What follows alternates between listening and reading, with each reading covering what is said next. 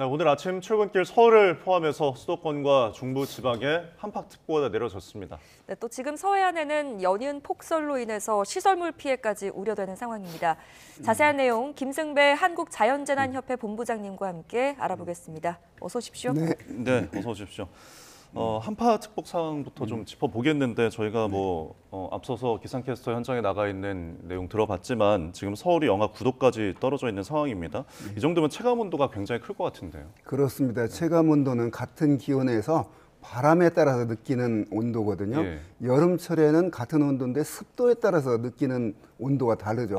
예. 겨울에는 이제 바람에 따라서인데 초속 한 1m 정도 불 때마다 약 1도 정도 우리 몸이 더 낮게 느낍니다. 그러니까 같은 영하 10도라 하더라도 바람이 영하 초속 한 5m의 바람이 불면 대략 한 체감 온도는 한 영하 14도, 15도 정도 되는 거죠. 그래서 바람이 강하게 불수록 체감 온도는 더 낮아지는 겁니다. 네, 지금 동파 사고도 우려되는 상황입니다. 네. 영하 10도 아래로 떨어지면 보온재를 써도 동파가 우려된다고 하더라고요. 이 같은 한파에서는 좀 어떻게 대비를 하면 좋을까요? 그렇습니다. 이제 이 정도 추위가 사실은 이제 12월 하순경 크리스마스 전후쯤 이제 한번 왔어야 되는데 지난 겨울 돌이켜 보면 굉장히 그 포근한 겨울을 보냈거든요. 지금까지 서울에서 가장 낮았던 기온이 영하 7.7도밖에 안 됐었거든요. 이제 오늘보다는 이제 내일 아침에 더 기온이 1, 2도 정도 더 낮을 것으로 보이는데 이런 때는 수도관 동파가 꼭 나타납니다. 그 밖에 있는 수도관과 밖에 있는 이제 계량기가 문제인데요. 그래서 물을 조금씩 흐르게 해놓는 게 좋습니다. 약하게 틀어놓으면 수도세 걱정 안 해도 되거든요. 그래서 계량기 동파돼서 드는 수리비보다 물을 조금씩 흘리는 게 훨씬 낫습니다. 그리고 헌옷을 계량기 그 보온재에다 넣어서 찬 공기가 들어가는 걸 막아야 됩니다. 그러면 아무리 기온이 낮아도 얼지 않거든요. 자, 그래서 보온재나 헌옷을 이용해서 그런 그 수도관 동파를 예방을 해야 되겠고, 또 장기간 집을 비울 때 보일러를 꺼놓으면 이렇게 추위가 찾아오면 보일러 또 터질 수가 있습니다. 그래서 방안 온도에 따라서 보일러가 꺼졌다 가동이 됐다를 반복하도록 그렇게 맞춰 놓는 게 좋고요. 그래서 이런 정도의 추위가 겨울을 지나면서는 한두 차례는 꼭 찾아오니까 그런 어떤 장기간 집을 비울 때는 수도관 동파 또는 보일러 동파에 각별히 신경을 써야 됩니다.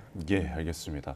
자, 눈 이야기도 좀 해보겠습니다. 추위도 추위지만 서해안에 지금 굉장히 폭설이 내리고 있는데 오늘까지도 충남 서해안 그리고 호남에 최대 30cm까지 내릴 수 있다라는 전망이거든요. 그러면은 눈이 계속 쌓이니까 시설물 관리도 좀 유의가 필요할 것 같은데. 그렇습니다. 지금 이제 지구 온난화 이후 겨울이 과거보다 따뜻한 겨울을 보내고 있거든요. 자, 이러한 때 지금처럼 상층으로 영하 35도가량의 찬 공기가 내려오게 되면 이 바다 호수 효과 또는 바다 효과라고 하는 북쪽에서 찬 공기가 내려오면 따뜻한 서해 바다를 지나면서 바다에서 증발된 수증기들이 찬 공기를 만나서 구름이 발달하거든요. 자, 이 구름의 영향으로 비가 오는 거기 때문에 소위 말해서 이제 그 추운 상태에서 오지 않는 습설이 내리는데 습설은 건설보다 한 무게가 2~3배 정도 무겁죠. 그러니까 눈이 20에서 30cm 정도가 내리면 비닐하우스는 일종의 임시 그 시설물이거든요. 비닐을 쳐놨으니까. 그래서 눈이 이 정도 내리면 분명히 무너질 겁니다. 그래서 밤이라 할지라도 이렇게 많은 눈이 내리는 그 비닐하우스 단지에서는 눈이 많이 쌓이지 않도록 좀 이렇게 쓸어 내리는 수밖에 없습니다.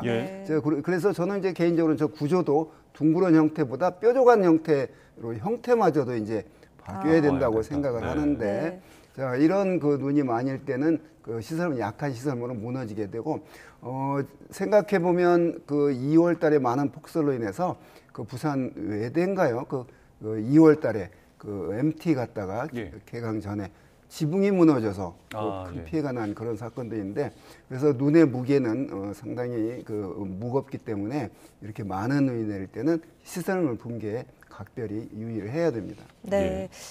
본부장님께서 말씀하신 것처럼 이제 비닐하우스나 그리고 집 앞에 이런 데 제설 작업을 좀 하다 보면 이제 사고가 날 수도 있지 네, 않습니까? 좀 제설 작업을 할 때 주의해야 할 점 어떤 게 있을까요? 그렇습니다. 이제 겨울 눈이 가져다 준 피해가 이제 어떤 교통 문제, 그다음에 집 앞 이런 이제 그 눈 쌓이는 문제인데요. 예. 각별히 조심을 해야죠. 그러니까 이제 밤에 보이지 않을 때 하면 또 지나가는 차에 의해서 위험하고 그러기 때문에 네. 순간에 그러니까 항상 만만에 대비를 해야 된다고 봅니다. 예. 제설 작업을 할 때나 또는 이렇게 눈이 쌓여서 있을 때 걸어 다닐 때 보행에도 넘어지지 않도록 예. 장갑을 끼고 주머니에다 손을 넣지 않고 걷는다거나 이러한 그 안전 대책이 필요합니다. 네. 예. 지금 서울 수도권에는 한파 그리고 서해안에는 폭설. 근데 방금 언급하신 것처럼 이 습설이라고 하셨잖아요. 결국 이제 눈을 굉장히 수증기를 머금은 구름이 정체가 되어 있는 상황인데 그럼 이게 이동을 안 하고 계속 이곳에 정체되어 있는 이유는 어디에 있을까요? 그렇습니다. 지금 찬 공기가 그러니까 약 상층 5.5km 상층으로 올라가 보면 예.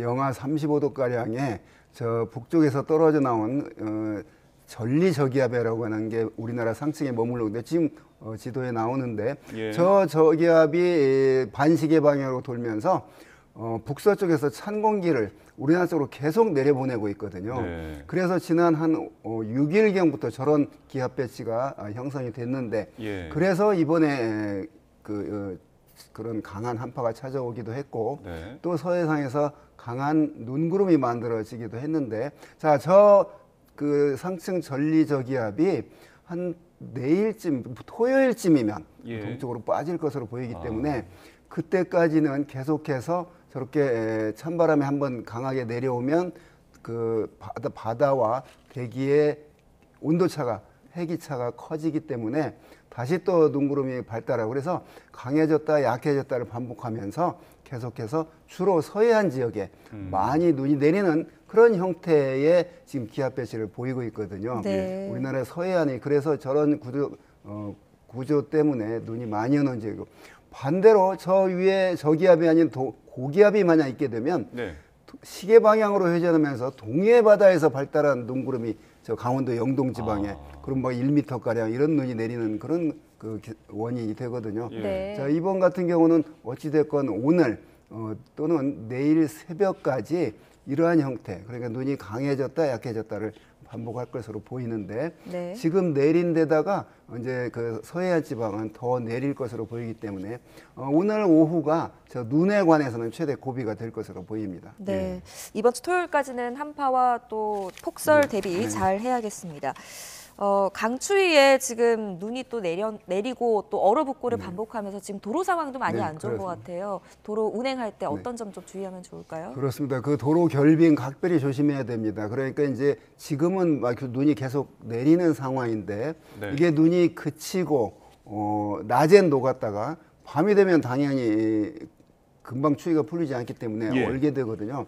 커브길이나 그 그늘진 곳들은 도로 결빙, 우리가 블랙 아이스라고 하는 그런 그 커브 도는 데서 굉장히 차가 위험하고 지금 어제와 오늘 사이 아마 저 호남 지방에서는 네. 도로에서 저런 눈으로 인한 그런 사고가 발생을 했다고 하죠. 예. 네. 그래서 그런 차량은 도로 결빙 조심해야 되겠고 보행자는 얼어붙은 빙판길, 특히 고령층은 각별히 보행에 신경을 써야 됩니다. 예. 그래서 이런 때는 불필요한 외출을 삼가는 게 비가 눈이 많이 오는 지역에서는 좋겠습니다. 네. 예. 지금 눈이 많이 내리고 있는 충남 서해안 전북 지역에는 간판이 좀 떨어지는 네, 사고도 있는 것 같아요. 네. 이와 같은 사고 유형에는 좀 어떻게 대비를 하면 좋을까요? 그렇습니다. 지금 기상특보가 내려져 있는데 네. 5가지 종류가 내려져 있습니다. 그 한 현상으로. 그러니까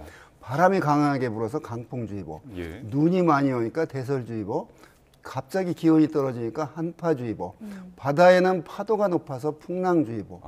이 와중에 또 동해안은 건조해서 건조주의보 예. 이렇게 여러 가지 복합적인 자연 재난과 관련되는 그 특보가 내려져 있는데요. 네. 자 이런 때 이런 때는 그 어찌됐건 이제 한파에 관해서는 보온에 신경을 써야 되겠고 네. 아까 그 수도권 동파는 얘기를 했었는데 예. 개인적인 그 한랭 질환들 그러니까 저체온증들 조심을 해야 되고 보온에 각별히 신경을 써서 그 어떤 겨울철 막바지 지금 이번 겨울에 가장 기온이 낮은 그러니까 1년 중 가장 기온이 높을 때가 있고 여름에 1년 중 가장 기온이 낮은 때가 있는데 오늘과 내일 이번 추위가 올겨울에 가장 추위의 정점이 될 것으로 전망을 합니다. 네, 지금 간판이 떨어지는 사고도 잇따르고 있기 때문에 혹시나 본인 영업장의 어떤 간판들이 조금 위험한 상황이라면 한번 점검해 보시는 네. 것도 좋을 것 같습니다.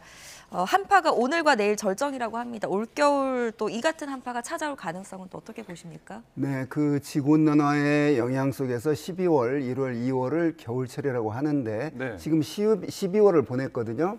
1월에 상순을 지나고 있는데 지난 겨울 되돌아보면 그렇게 그다지 강한 추위가 없었거든요.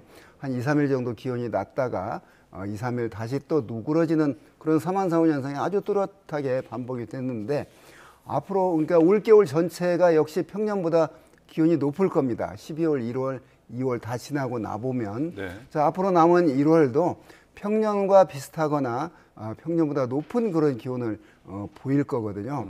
그러니까 이 정도 영하 뭐 한 10도, 12도 정도가 올겨울에 서울 가장 낮은 기온으로 겨울을 넘기는 이제 그런 인데 서울에서 가장 낮았던 기온은 영하 23도를 보인 때가 있었거든요. 예. 옛날 1927년에. 예. 자, 요즘은 그 정도의 강한 추위는 나타나지 않지만 겨울에 늘 나타나는 이 정도의 추위는 뭐 우리가 늘 겪고 있는 거니까 이번 잘 그 피해 없도록 넘기면 이제 또 2월이 되고 3월이 되고 곧 봄이 올 것으로 전망이 됩니다. 알겠습니다. 이번 추위가 고비라는 점 네. 지적해 주셨습니다. 자, 지금까지 김승배 한국자연재단협회 본부장과 함께했습니다. 오늘 말씀 고맙습니다. 잘 들었습니다.